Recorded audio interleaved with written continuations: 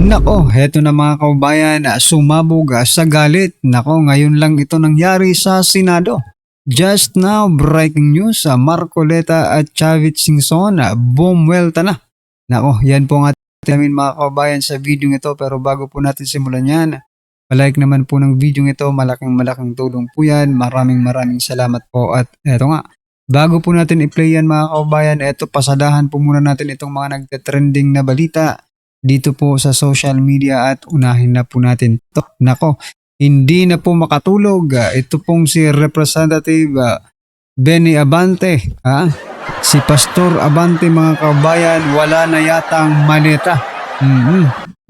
Ito po ang balita mga kabayan. Representative Benny Abante inamin na napupuyat kakaaral ng batas para patunayang pwede ma-impeach si VP Sara. Aba, grabe itong itong mindset ni Benny Abante mga kababayan. Kaya bigla kong naisip na baka wala nang maleta si Abante Kasi hindi na po makatulog Baka hindi na binibigyan ng maleta dahil walang napapatunayan.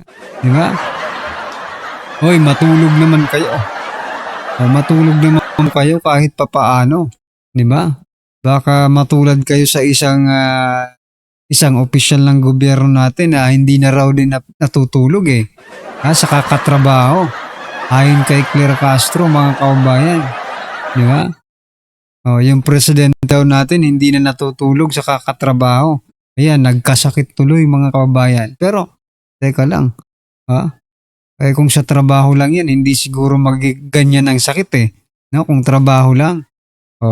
Kasi nga po, iba ang trinatrabaho. Ikaw, Pastor Abante, matulog ka na. Okay, matanda ka na rin di ba? Matanda na rin itong si Pastor Abante. Pero ito pong naging komento ng ating mga kababayan, sabi po ni Micah, tama yan, ignorance of the law. Excuses no one. But bend the law is the other way around. That what I called the Crocs way. Ayan na. Yun pala ang Crocs way. The Crocs way mga kababayan, ang bending the law. Ayan. Sabi po ni Eileen, gamitin nyo ang remaining time not to impeach but to pack your bags. Time is running out for you. Correct. Malapit na ang pagwawakas ninyo, no? Diyan po sa House of Representatives. Pero kailangan kasi unahin siguro si Comelec George Garcia, di ba? Kasi kahit anong tanggal natin dito sa mga crocodiles dito po sa House of Representatives, pag nandyan po si Garcia, no? Ida-disqualify lang po yung mga kalaban at mananalo na yung mga crooks, di ba? Ganun din di ba? Dapat si Garcia muna. Anyway, meron pong reklamo kay Garcia, no? Sana ma-impeach nga yang si Garcia na yan, okay? Alright, sabi naman po ni JNC, Benny Abante, kahit hindi ako abogado, kung talagang may nagawa si VP Sara labag sa konstitusyon ng saligang batas, di ipa-impeach nyo. Pero dapat ngayon, naaayon ang galaw nyo sa konstitusyon, correct? Sabi nga ni former President Erap Estrada, no? Kung siya nga raw na-impeach, no? Envelope lang no? Envelope lang po ang nakapagpa-impeach kay President Erap Estrada mga kababayan. Samantalang ngayon, di ba? Mali-maleta ang ebidensya. Mali-maleta po ang ebidensya, pero ang ini-impeach si VP Sara. Aba, magaling ang administrasyong ito mga kababayan. Magaling ito pa, sabi po ni I stand with the Duterte brand of leadership. Sabi niya po, di nyo na kailangang pag-aralan pa ang impeachment ng VP Sara as DepEd Secretary or VP man. Dahil una sa lahat, ni ultimate facts nga wala kayo. Hinihingi nyo pa ang ebidensya mismo sa kinasuhan ninyo, correct? Nag-fishing expedition po sila mga kababayan, no? You know fully well that the burden of proof lies on the accuser and not the accused. Tama, correct. Ah, ang pag-aralan niyo po ay yung tama ba ang ginagawa ng admin na ito na kinidnap ang former President Duterte papuntang ICC in utter violation of his constitutional and human rights na sinang-ayunan ninyo sa kabila ng kayo ang kumakatawang House Human Rights Committee Chairman o si Abante kasi yan mga kabayan. No? Yan po dapat ang inaaral ninyo, hindi yung impeachment ni Sara. Oo nga, correct ka. So Abante, ikaw pala ang tama. Ikaw pala ang chairman ng Committee on Human Rights, mga kaubayan, no? House Human Rights Committee Chairman itong si Abante. Dapat mayroon po siyang sinasabi patungkol po sa pagkidnap kay former President Duterte. Pero wala po tayong naririnig kasi namalitahan nga. Baka namalitahan itong si Abante. At ngayon, tumatahol na naman dahil wala na sigurong malita ito. Ubos na ba? Ubos na ba yung maleta ninyo, Abante, ng anak mo na si Princess Abante, di ba? Sigurado tayo na malitahan niyang si Princess Abante, mga kababayan, no? Maybe, di ba? Kasi malapit yan kay ginawa pa ngang speaker ng speaker, di ba? Anyway, ano po ang inyong opinion dyan, mga kababayan? Just comment down below. At eto, bago po natin play yung video, mga kababayan, pasadahan mo muna natin itong si President Bongbong Marcos Jr. Sabi niya po dito, magandang araw po sa ating mga minamahal na kababayan. Meron po akong ibabalita sa inyo. Ayan. Reporter na naman ang datingan ni President Bongbong Marcos Jr. May ibabalita daw siya sa atin. Ano kaya ito? Ito po ang kabuuan ng balitang yan. Sabi po dito, ibinalita ni Pangulong Ferdinand Bongbong Marcos Jr. ang inaasahang malaking rollback sa presyo ng produktong petrolyo. Isang hakbang na inaasahang magbibigay ginhawa sa mga motorista at pamilyang Pilipino. Sa kanyang video report, sinabi ng Pangulo, magandang araw po sa ating mga minamahal na kababayan. Meron po akong ibabalita sa inyo. Simula Martes, Abril 14, may malaking rollback sa presyo ng langis. Mahigit 20 piso ang ibinaba sa diesel. Ang gasolina naman ay may bawas na 4.40 pesos kada litro. At sa kerosene ay 8.50 kada litro ang ibababa. Ayon sa anunsyo, ipapatupad ang rollback sa loob ng linggo. Sa loob ng linggo ng Abril. 14 hanggang 20. Ayan.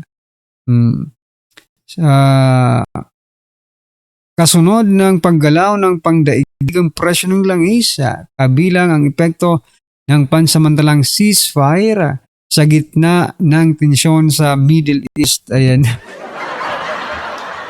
So ayan mga kababayan, nag-report na po ang ating Pangulo at ayan, aasahan po natin yan. Sana hindi po ito budol, no? Pero grabe naman po. Grabe naman po yung ninyo, yung ibinaba ninyo. Yung pagtaas ninyo halos halos madoble, tapos yung pagbaba kakarampot lang. Anyway, that's big help pa rin, no? Malaking tulong pa rin yan mga kababayan. So ito pong naging komento ng ating mga kababayan patungkol dyan. Sabi po ni Giovanni, Pangulo na reporter only in the Philippines. Ayan. Listen to President Casper. Ayan. The friendly ghost, like ghost project. Bakit hindi siya nagla-live? Hindi natin alam mga kababayan. Pero may naglalabas po sila ng video sa channel ni President Bongbong Marcos mismo. Kaso nga lang, kaunti lang yung nanonood din, di ba? Hindi ko alam. Sobra nasa 2 million plus yung subscriber niya pero yung nanonood, konti lang. Baka ayaw na rin sa pagmumukha ng presidente ng ating mga kababayan. So eto pa sabi ni Raymond, aba, pati pala work ng news anchor, pinasok na rin ng ating Pangulo. Pakasipag naman po, ayan. Baka wala ng tiwala kay Claire, no? Baka wala ng tiwala kay Claire Castro itong si President Bongbong Marcos Jr. Anyway, ano po ang inyong opinion dyan mga kababayan? Just comment down below at eto. Pasadahan na po natin yung video. Pasok. Pero bago ko ipapakita yung video na yan, no? Don't forget guys, i-like, i-share itong video na ito para makatulong na aabot sa ating mamamayang Pilipino. At mag-subscribe na rin sa mga bago pa lang dito para updated kayo lagi. Okay? Libre lang mag-subscribe, kaya subscribe na kayo. So ito yung balita, panoorin ninyo. Narito, Balitang Pinoy TV.